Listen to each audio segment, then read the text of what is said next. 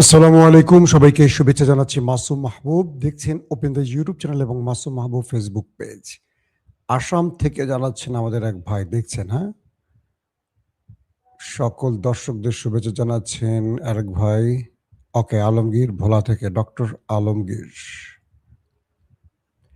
আমার কিছু দর্শক আছেন, আমি দেখি যে যারা আমার প্রতিটি লাইভেই অ্যাটেন্ড করেন, তারা সবসময় খবরের জন্য অপেক্ষায় থাকেন, বোঝা যাচ্ছে তাদের জন্য।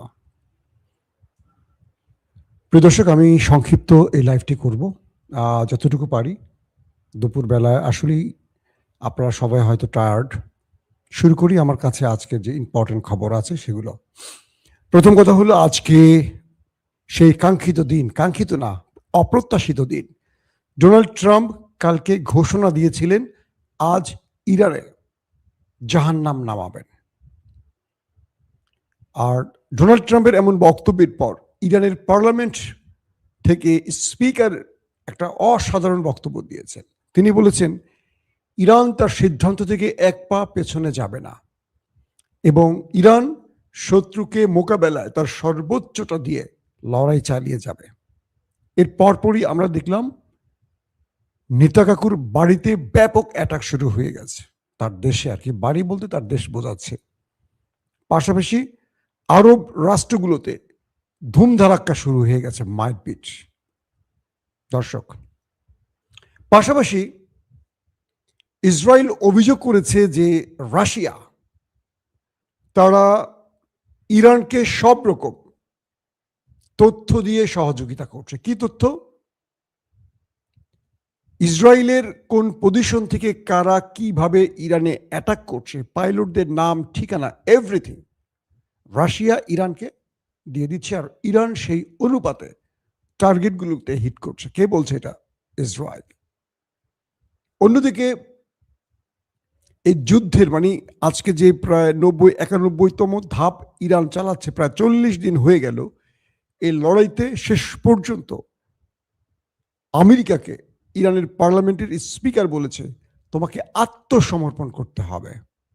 চলুন আমি একটা একটা করে গুরুত্বপূর্ণ খবরগুলো দিচ্ছি। সন্দীপ থেকে দেখছেন মাহমুদুল হাসান ভাই, দাওয়াত দেন না তো সন্দীপের ভাইরা আমাদেরকে।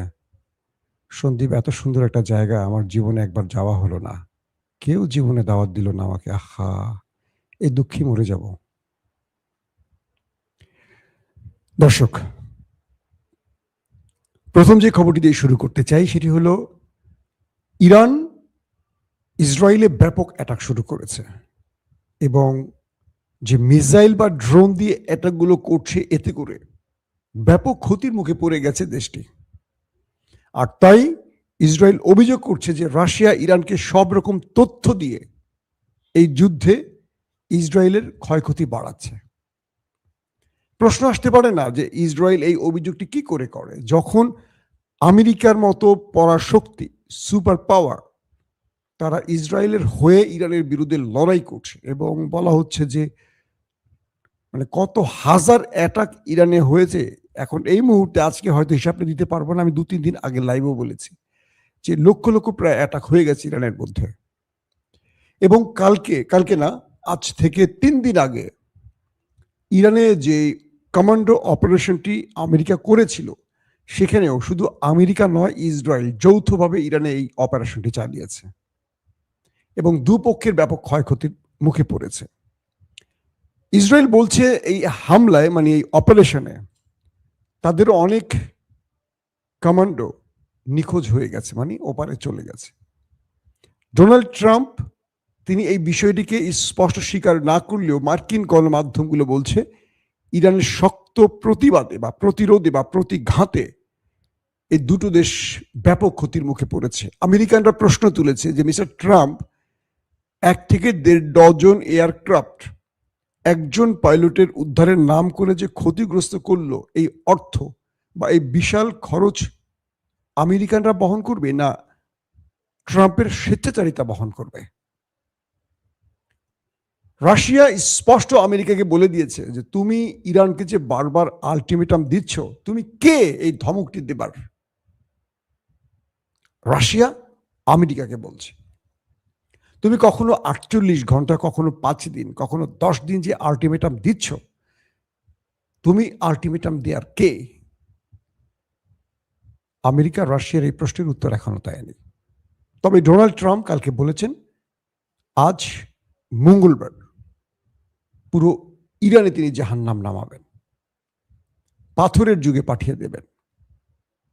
এর উত্তরে ইরানের স্পিকার তিনি বলেছেন যদি ইরানের কোনো পাওয়ার প্ল্যান্টে, কোনো জ্বালানি প্ল্যান্টে একটি অ্যাটাক হয় তাহলে নেতানিয়াহুর দেশ এবং আরবের দেশকে পাথরের যুগে পাঠানো হবে। বুঝতে পারছেন? ইতিমধ্যে সৌদি আরব, আরব আমিরাত, কুয়েতে ব্যাপক অ্যাটাক শুরু হয়ে গেছে ইরানের পক্ষ থেকে। ইরান বলছে যদি ইরানের যে ক্ষেত্রগুলোকে টার্গেট করবে আমেরিকা, ইরান শত্রু সেই টার্গেটে হিট করবে। আমেরিকা কোন কোন টার্গেট সিলেক্ট করেছে ইরানের? প্রথমে পাওয়ার প্ল্যান্ট, সেকেন্ড ইরানের পানির প্ল্যান্টগুলো যেখান থেকে পানিকে শুদ্ধ করা হয়, শোধন করা হয়। 3 নাম্বার তাদের বিভিন্ন গুরুত্বপূর্ণ স্থাপনা। 4 নাম্বার ইরানের মিলিটারি বিভিন্ন স্টেশনগুলোকে টার্গেট করা হবে এবং তাদের সামরিক খাতগুলোকে টার্গেট করা হবে। উত্তরে ইরান বলেছে যে আমরা সেম প্রথমে গালফ কান্ট্রির মার্কিন স্বার্থ সংশ্লিষ্ট পাওয়ার প্ল্যান্টগুলোকে উড়িয়ে দেব এবং তিনি বলছেন যদি ইরানের বিদ্যুৎ ব্যবস্থায় হিট হয় পুরো আরবকে অন্ধকার করে ফেলব। আরবরা কখনো লোডশেডিং কি এটা জানেই না। আপনারা কি জানেন লোডশেডিং কি জিনিস? বাংলাদেশিরা? আমার মনে হয় এটা আপনাদেরকে প্রশ্ন করার চেয়ে বড় প্রশ্ন করতে হবে বাংলাদেশে বিদ্যুৎ থাকে কখন? এখনো গ্রাম অঞ্চলে গেলে বাংলাদেশের, আমি যখন কোনো গ্রাম অঞ্চলে একটু বেড়াতে যাই, ঘুরতে যাই, বিদ্যুৎ দেখি না সারাদিনও, তো পাওয়ার ব্যাংক সঙ্গে নিয়ে যাই। পাওয়ার ব্যাংক ব্যাকআপ না দিতে পারলে গাড়ি চলমান থাকা অবস্থা গাড়ি থেকে মোবাইল চার্জ দেওয়া যায়, এইভাবে মোবাইলে চার্জ দিতে হয়। তো আরবের মানুষগুলো বিদ্যুৎ কখনো চলে যায় এটা ওরা জানেই না, কিভাবে বিদ্যুৎ যায়, লোডশেডিং কি জিনিস জানে না। তো ইরান বলছে যে তোমার পুরো দেশকে আমরা অন্ধকার করে ফেলবো যদি তুমি ইরানের কোনো পাওয়ার প্ল্যান্টে অ্যাটাক করো।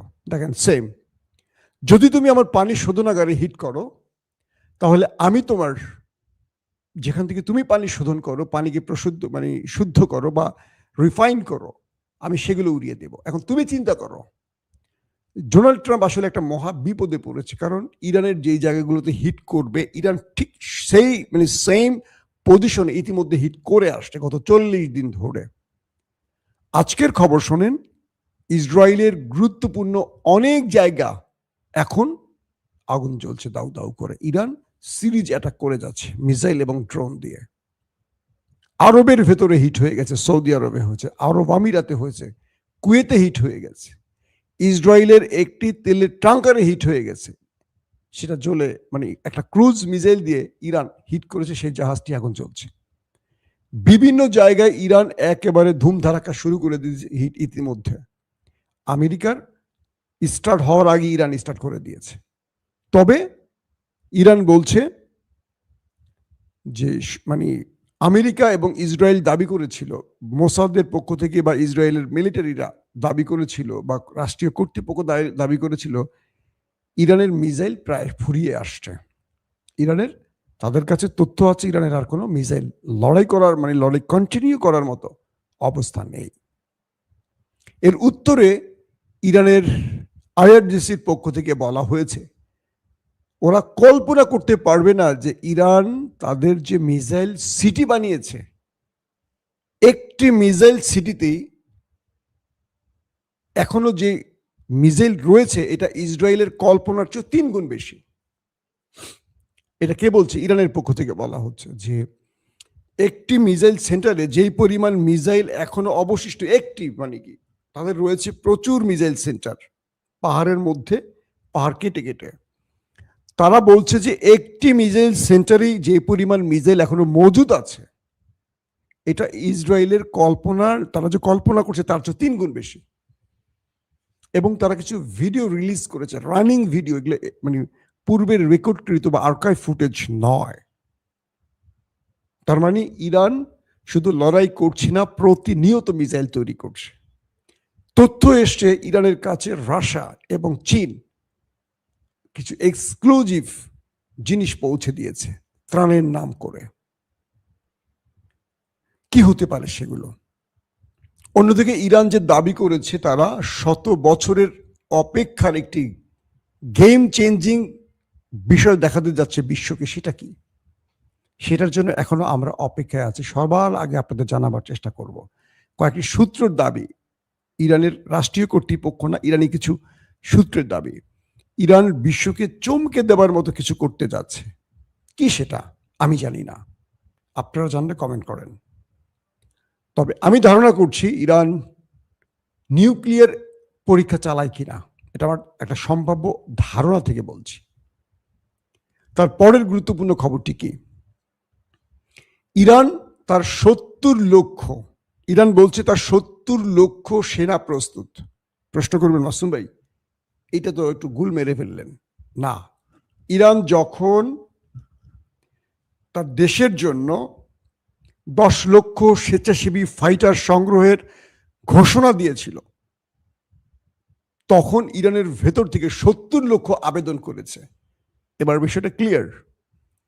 অর্থাৎ ইরানের মার্কিন কমান্ডো নামার আগে ইরান 10 লক্ষ তার স্বেচ্ছাসেবী ফাইটার নিয়োগের ঘোষণা দিয়েছিল। ইরানের ভেতর থেকে 70 লক্ষ যুবক বা প্রাপ্তবয়স্ক তারা ইরানের সাথে যুদ্ধের জন্য, ইরানের পক্ষে শত্রুর বিরুদ্ধে যুদ্ধের জন্য নাম তালিকা এন্ট্রি করেছে। ইতিমধ্যে তাদেরকে বিভিন্ন ফরম্যাটে প্রশিক্ষণ দেয়া হচ্ছে এবং বলা হচ্ছে ইরানের মিসাইল নগরীর চারপাশে তাদেরকে প্রস্তুত রাখা হয়েছে, কারণ এত মিসাইল মারার জন্য তো প্রচুর লাগবে। এই মিসাইল নগরী থেকে তো মিসাইল বের করে হিট করতে হবে, এবং ইরান বলছে তাদের মিসাইল লঞ্চারেরও কমতি নেই, বরং পর্যাপ্ত আছে। শত্রুকে সারপ্রাইজ দেওয়ার জন্য ইরান প্রস্তুত। এবং এই 70 লক্ষ যুদ্ধ করবে কি করবে না, ইরান শুধু মেসেজ দিয়েছে 70 লক্ষ স্বেচ্ছাসেবী ফাইটার প্রস্তুত হয়ে গেছে তাদের, প্রয়োজনে তারা এদেরকে ব্যবহার করবে এবং ট্রেনিং চলছে এদেরকে ধারাবাহিক। বিশাল অঞ্চল তো ইরান, ছোট্ট একটি দেশ নয়, তাদেরকে বিভিন্ন জায়গায় ট্রেনিং দিয়ে প্রস্তুত করা হচ্ছে।